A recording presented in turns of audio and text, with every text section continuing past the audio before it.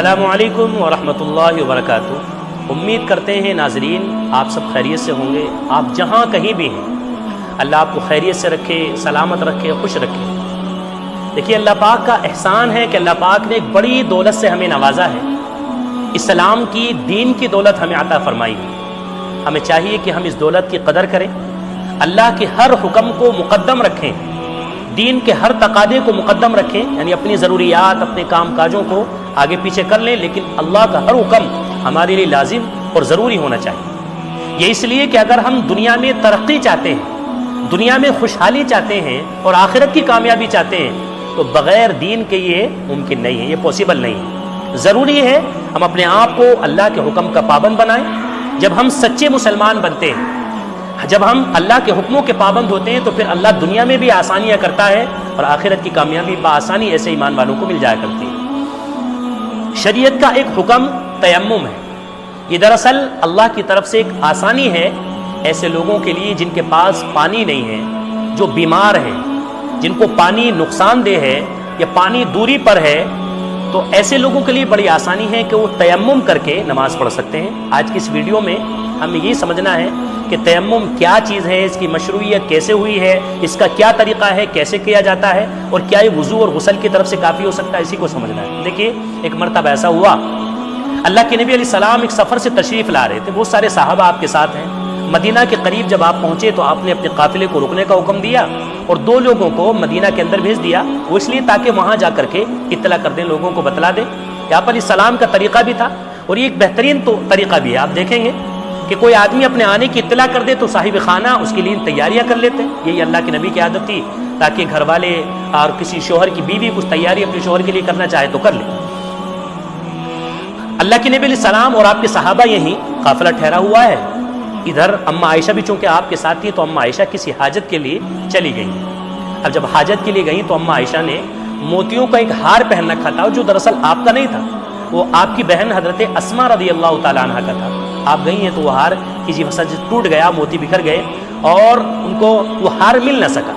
اما عائشہ نے اس کو بہت تلاش کیا، تاخیر ہو گئی، تو جب آئی ہیں اللہ کے نبی علیہ السلام کو بھی اس بات کی بڑی تکلیف تھی، ایک تو کسی کا تھا وہ دوسرا اپنا نہیں تھا، تو آپ نے قافلے کو رکنے کا حکم دیا، تلاش بھی کیا۔ بہرحال اس واقعے کی وجہ سے تاخیر ہو گئی اور تاخیر اتنی ہوئی کہ صبح کا نماز کا وقت آ گیا۔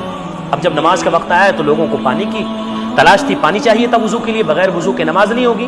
اب جب پانی تلاش کیا تو نہ مل سکا، اس وقت میں اللہ نے اما عائشہ کے صدقے میں پوری امت مسلمہ کو قیامت تک کے لیے یہ آسان حکم فرما دیا کہ اگر تمہیں پانی نہ میسر ہو، اگر تمہیں پانی نہ ملتا ہو تو تم تیمم کر کے بھی نماز پڑھ سکتے ہو۔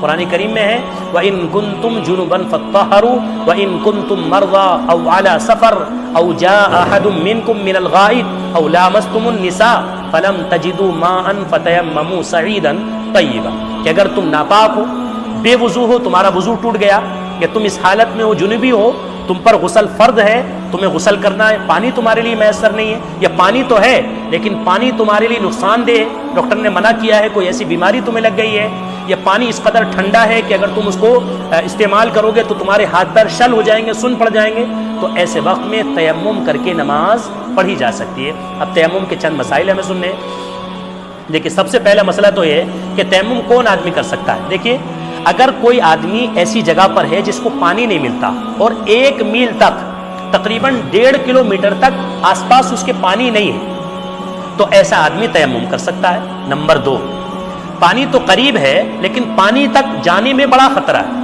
مثال کے طور پر جنگل میں ہم ہیں، وہاں درندے ہیں اور اس بات کا خوف ہے کہ اگر پانی کے لیے انسان جائے گا وضو کے لیے تو درندے چیر پھاڑ کر دیں گے، یا ڈاکو وہاں بدماش وہاں رہتے ہیں، یعنی اچھا راستہ نہیں ہے امن کا، وہ لوٹ پیٹ کریں گے، جان سے بھی مار سکتے ہیں، تو ایسا آدمی بھی تیمم کر سکتا ہے۔ نمبر 3، کوئی آدمی بیمار ہے اور کوئی اس کو بیماری ایسی لگ گئی کہ پانی کا استعمال اس کے لیے نقصان دہ ہے، تو ایسا مریض، ایسا بیمار آدمی بھی تیمم کر کے نماز پڑھ سکتا ہے، چاہے کوئی بے وضو ہو، چاہے کسی پر غسل فرض ہو۔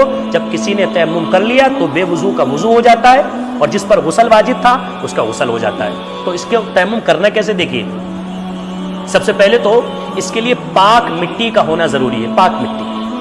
پاک مٹی آپ اندازہ کر لیں گے حالات کے اعتبار سے، جہاں آپ ہیں وہاں دیکھیں گے، اندازہ ہو جائے گا کہ کون سی مٹی ایسی ہے جو پیروں کے نیچے آ رہی ہے، جس پر جانور اور دوسری چیزیں گر رہی ہیں، اور جہاں پر پیشاب پاخانہ پڑا ہوا ہے، ظاہر بات ہے کہ وہ ناپاک ہے، لیکن صاف ستھری اگر مٹی ہے تو اس سے تیمم ہوگا۔ اب تیمم میں 3 فرض ہیں۔ نمبر 1 ارادہ، تیمم کی نیت کرنا کہ میں تیمم کر رہا ہوں۔ نمبر 2 چہرے پر ملنا ہاتھوں کو، اور نمبر 3 اپنے دونوں ہاتھوں پر ملنا۔ وہ کیا ترتیب ہے دیکھیے، سب سے پہلے جب ہمیں تیمم کرنا ہو تو مٹی پر اس طرح ہاتھ مار کر کے اس طرح جھاڑیں گے، اس طرح نہیں جھاڑنا ہے۔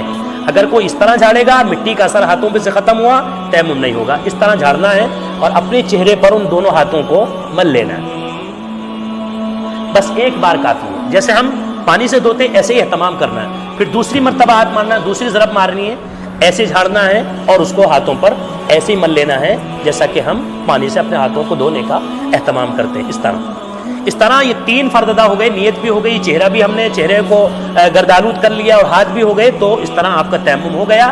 اس تیمم سے بلا کراہت آپ نماز پڑھ سکتے ہیں، قرآن پڑھ سکتے ہیں، تسبیح پڑھ سکتے ہیں۔ یہاں تک علماء نے لکھا ہے کہ تیمم کرنے والا وضو کرنے والوں کی نماز بھی پڑھا سکتا ہے، یعنی ان کی امامت بھی کر سکتا ہے۔ کسی کو اعتراض نہیں ہوگا کہ ہم تو نمازی، ہم نے تو وضو کر رکھا ہے اور اس نے تیمم کیا ہی کہ ہماری نماز پڑھائے گا، یعنی ایسا تیمم کرنے والا ایسے لوگوں کی نماز پڑھائے گا، یہ بھی بلا کراہت درست ہے۔ تو تیمم کے چند مسائل تھے، امید ہے آپ حضرات سمجھے ہوں گے۔ مزید آپ کو کوئی ڈاؤٹ ہو، کوئی اشکال ہو، آپ کا کوئی سوال ہو، تو آپ ہمیں کمنٹ میں معلوم کر سکتے ہیں۔ صدقہ جاریہ کی نیت سے اس ویڈیو کو شیئر بھی کر دیں۔ جزاکم اللہ۔